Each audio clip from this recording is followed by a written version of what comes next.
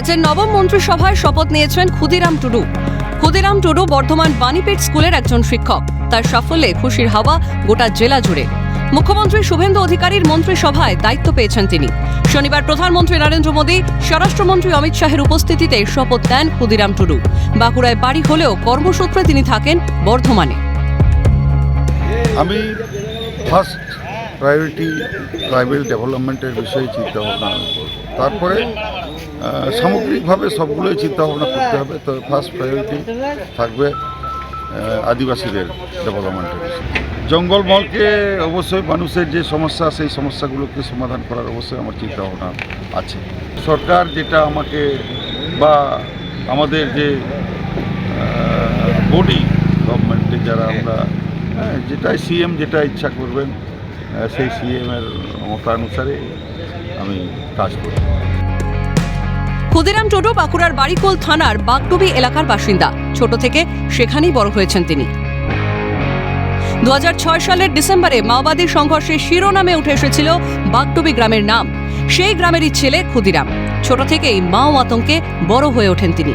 বাড়ি থেকে প্রায় 10 কিলোমিটার বাড়ি স্কুল হাই স্কুল থেকে উচ্চ মাধ্যমিক পাশ করেন ক্ষুদিরাম। তারপর শালডিহা কলেজ থেকে স্নাতক। এরপর বর্ধমান বাণীপীঠ হাই স্কুলে শিক্ষকতার কাজ শুরু করেন তিনি এবং সেই থেকেই বর্ধমানেই থাকেন।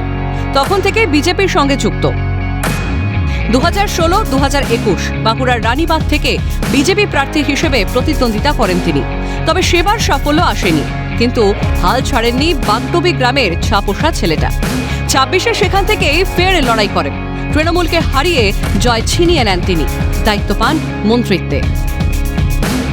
দুবার ব্যর্থ হয়ে যাওয়ার পরও উনি হাল ছাড়েননি।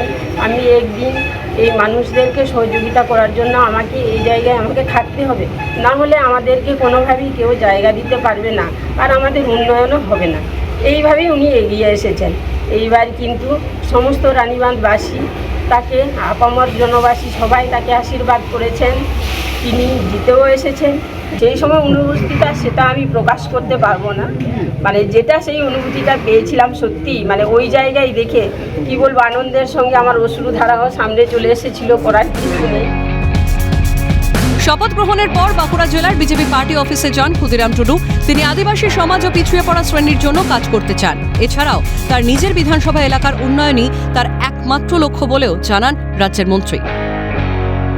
সরকার পা চলা শুরু হওয়ার সাথে সাথে জঙ্গলমহলের যে সমস্যাগুলো এখনো আছে, সেই সমস্যাগুলো সমাধান করার আমরা চেষ্টা করব।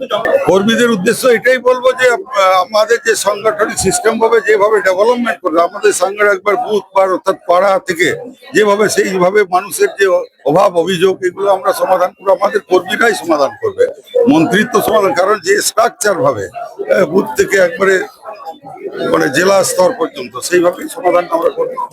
জঙ্গলমহলের উন্নয়ন নিয়ে কিন্তু একদম তিনি তৎপর, এবং সেখানে কিন্তু তিনি জঙ্গলমহলের মানুষের জন্য সমস্ত কিছু যে কাজ তা কিন্তু বিগত দিনে করবে, এমনটাই কিন্তু তার দাবি রয়েছে। একজন সাধারণ মানুষ থেকে শিক্ষক হওয়ার লড়াইটাও কিছু কম ছিল না ক্ষুদিরামের। পাহাড় আর জঙ্গল ঘেরা জঙ্গলমহলের বাগডুবি থেকেই শুরু হয়েছিল সেই লড়াই। তারপরই মুকুটে জুড়ল নয়া পালক। এখন থেকে আদিবাসী সমাজকে এগিয়ে নিয়ে যেতেই এক অন্য লড়াইয়ে নামলেন শিক্ষক তথা রাজ্যের মন্ত্রী ক্ষুদিরাম টুডু। রাজেশ খান এবং স্বরূপ রায়ের রিপোর্ট, ক্যালকাটা নিউজ।